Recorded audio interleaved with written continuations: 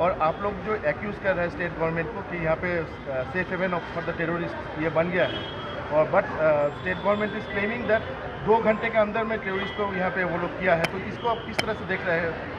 NIA और central agencies तो दूसरे स्टेटों में भी ऐसा करती है, तो what is the special for West Bengal? एक नहीं अनेक उदाहरण मिलते हैं कि कैसे ममता बनर्जी जी की सरकार में पश्चिम बंगाल उन लोगों के जो उपद्रवी हैं, आतंकवादी घटनाओं में शामिल हैं, ऐसे लोगों को शरण क्यों मिलती है। हर तरह के वो लोग जो राष्ट्र विरोधी ताकतें हैं, जो महिलाओं के प्रति अत्याचार भी करते हैं, जो भ्रष्टाचार भी करते हैं, इन सबको संरक्षण कहीं पर मिलता है तो ममता बनर्जी जी की नाक तले पश्चिम बंगाल में मिलता है। ये संरक्षण पश्चिम बंगाल में क्यों मिलता है? भ्रष्टाचार के नए रिकॉर्ड पश्चिम बंगाल में बने, इनके मंत्रियों के घर पे करोड़ों रुपए पकड़े गए, महिला अपराध में तृणमूल के नेताओं का नाम आया, उनको संरक्षण देने में इनकी सरकार का नाम आया।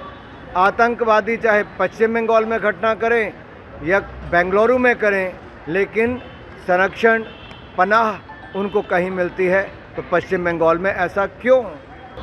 मुझे लगता है श्रीमान राहुल गांधी जी अगर यूपीए के कार्यकाल को देखेंगे तो 2013-14 में भी जब वो सत्ता से जा रहे थे तब भी 13% महंगाई दर थी, 13%।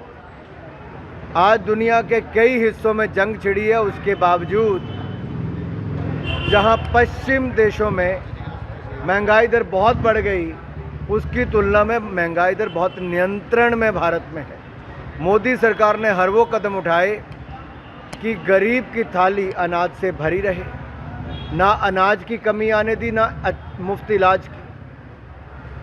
पक्के मकान भी दिए तो शौचालय से लेके बिजली और रसोई गैस के सिलेंडर भी दिए।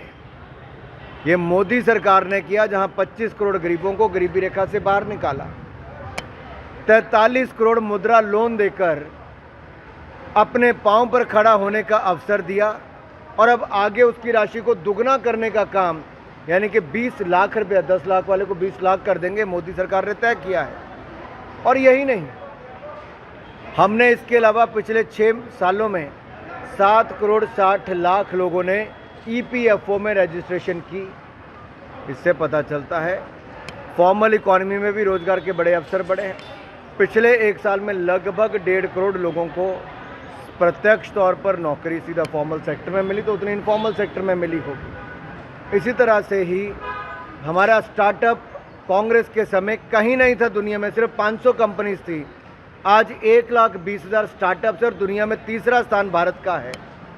श्रीमान राहुल गांधी जी, अगर आपकी सरकार होती तो ना मंगलयान मिशन सफल होता कभी, ना चंद्रयान मिशन सफल होता, ना ही आप कभी गगनयान के बारे में सोचते, क्योंकि कांग्रेस तो वो सोचती है जो विदेशी ताकतें देश के बारे में सोचती हैं। इसलिए कांग्रेस चाहती है कि न्यूक्लियर वेपन्स को भारत से ख़त्म कर दिया जाए।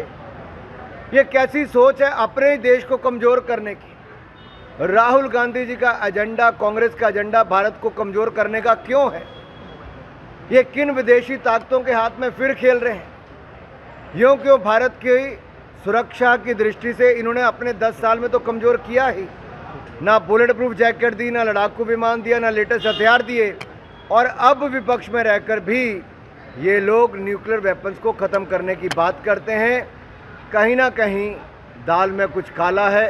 कांग्रेस के मैनिफेस्टो में विदेशी ताकतों का हाथ दिखता है।